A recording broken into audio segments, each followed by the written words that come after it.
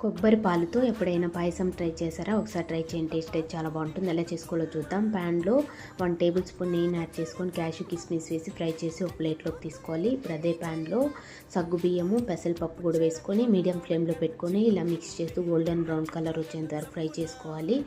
ఇవంతా బాగా ఫ్రై అయిన తర్వాత ఇప్పుడు ఒక బౌల్లో 3 గ్లాసెస్ ఆఫ్ వాటర్ని మరిగించుకోవాలి. ఇది మరిగే లోపల ఇప్పుడు మిక్సీ జార్లో పచ్చి కొబ్బరిని కొద్దిగా వాటర్ని యాడ్ చేసుకొని ఇలా కొబ్బరి పాలను తీసి పక్కన పెట్టుకోవాలి.